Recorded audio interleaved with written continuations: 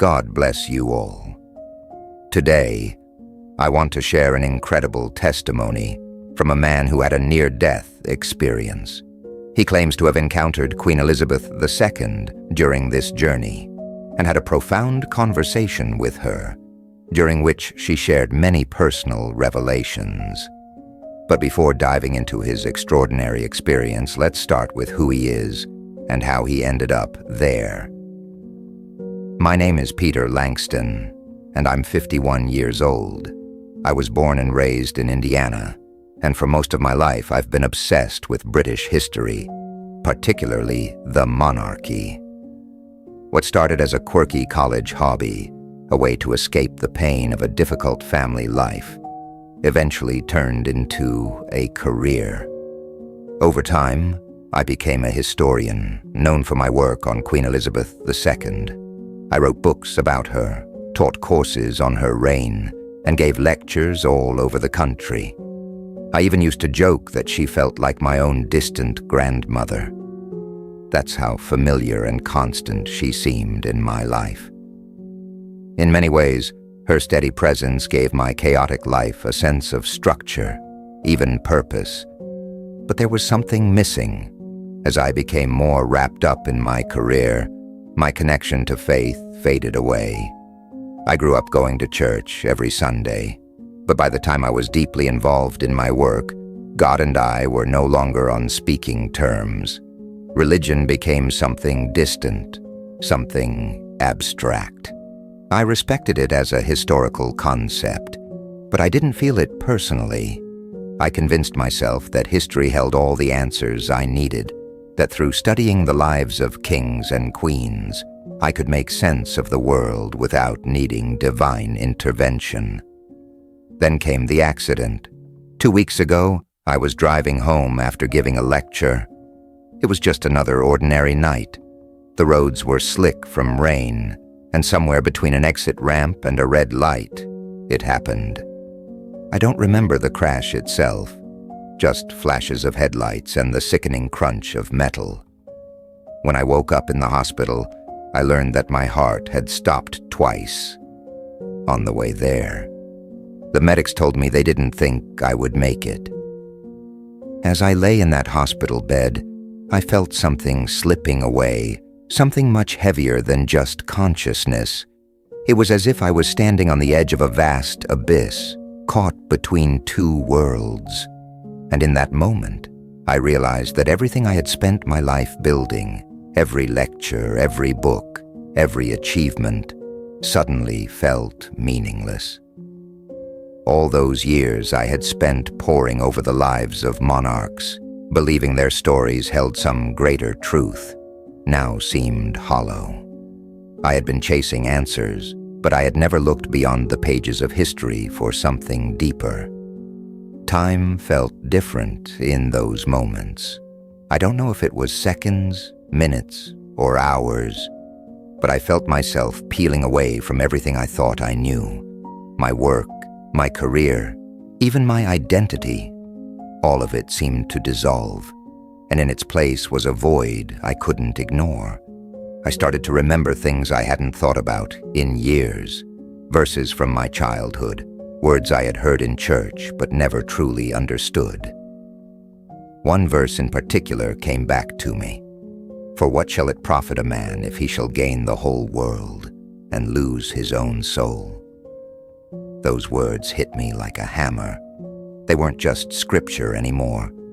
They were a question aimed directly at me.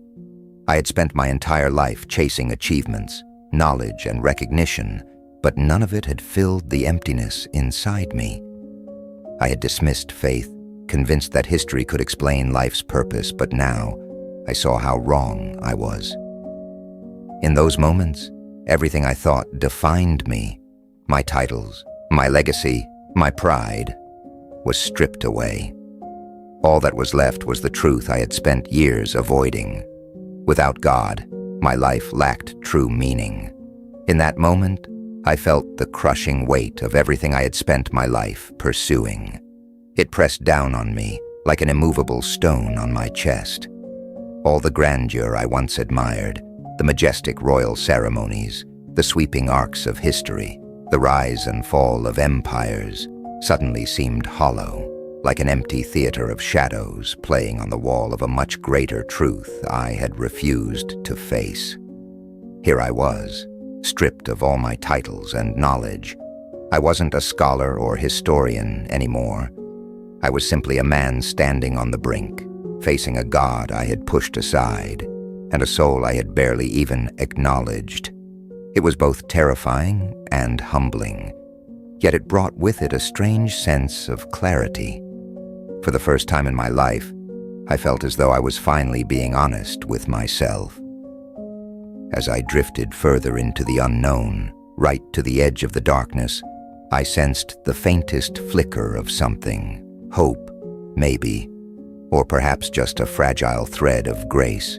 It was no more than a whisper, a voice so small it could have been my imagination. Yet it spoke clearly. You don't have to be lost. It was barely there, just a glimmer, but it was enough. Desperately, I clung to it as I felt myself slipping further into the abyss. The road that had brought me here, every decision, every accomplishment, felt as though it had ended. But as I drifted deeper into the unknown, I sensed another road unfolding ahead, one I had never seen before. It was strange and unknowable, yet somehow I knew it was waiting for me. As I lingered in this place of shadow and silence, I felt a presence approach. At first it was distant, faint, but then it grew clearer and stronger. Suddenly there he was, Dr. Andrews, my physician. He appeared just as I remembered him, glasses balanced on his nose, his expression calm and sincere, though now it carried an unearthly warmth. "Peter," he said softly, his voice filled with kindness. "You've been through so much, haven't you?" I nodded, the weight of the experience still pressing on me. My heart stopped twice, I murmured, my voice trembling. It felt like everything I've done in my life. None of it mattered. It was all meaningless. Dr. Andrews studied me for a moment, his gaze filled with understanding. "It's easy to lose yourself in the pursuit of knowledge," he said gently, "especially when it becomes the center of your life. But in that pursuit, you may have overlooked something essential, the need for faith and a connection to something greater than yourself." His words pierced through me, reverberating in the hollow ache I had felt in those terrifying moments. "I thought I could find meaning in history," I admitted. "I thought the lives of kings and queens, the stories of empires, would give me answers. But now, it all feels so empty." "Faith isn't about having all the answers," he replied, his voice steady and unwavering. "It's about trust, trusting in God's plan. Remember what Jesus said, 'For what shall it profit a man if he shall gain the whole world and lose his own soul?'" Those words struck something deep within me, igniting a spark of realization. My entire life had been dedicated to accomplishments and accolades, yet here I was, stripped of everything, realizing none of it held eternal significance. I looked at him, my voice unsteady. "Dr. Andrews," I said, "I want to believe again. I want to feel that connection I lost. I don't want to feel this emptiness anymore." His smile was warm and reassuring, filled with encouragement. "It's never too late, Peter," he said. "Open your heart to God. He's always been there, waiting for you. Let him guide you, and he will show you the way home." As his words settled in my heart, his figure began to fade, and with it, the oppressive darkness around me seemed to lift. Warmth and clarity replaced the cold void I had been drifting through. For the first time in years, I felt a flicker of purpose, not the kind that comes from worldly success, but a deeper, more meaningful purpose. I realized that this experience wasn't the end. It was a second chance, a chance to turn back, to reclaim my faith, and to find redemption beyond the narrow focus of my earthly pursuits. Dr. Andrews's final words echoed in my mind. Trust in him, and you will find a life filled with true meaning. But as I tried to grasp the warmth and light, the darkness shifted again, dragging me deeper. I could feel its chill wrapping around me like an endless shroud. It was a place void of light, suffocating and empty, and yet it echoed with faint whispers that grew louder the further I drifted. The whispers turned into muted cries, and soon, faces emerged from the shadows. They were the faces of lost souls, trapped in eternal longing, their expressions etched with despair. Their silent cries resonated within me, amplifying the hollow ache that had surfaced earlier. I drifted among them, their suffering clinging to me like a weight I couldn't shake. In their sorrow, I saw reflections of my own regrets, years of chasing success and recognition while neglecting the truths that truly mattered. The accolades, the knowledge I had accumulated, the history I had studied, it all felt fleeting, like dust vanishing in the wind. Then through the stillness, a sound broke the silence. It was faint at first, like the soft tolling of a distant bell. But it grew louder, pulsing with a strange, unearthly energy. It stirred something deep within me, something long dormant. I turned toward it, fear mingling with a sense of anticipation. From the shadows, a figure began to emerge. It was faint at first, but as it came closer, its form became clear. It was her, Queen Elizabeth II. She looked just as regal and composed as I had seen her in countless photographs. Yet there was something different about her here.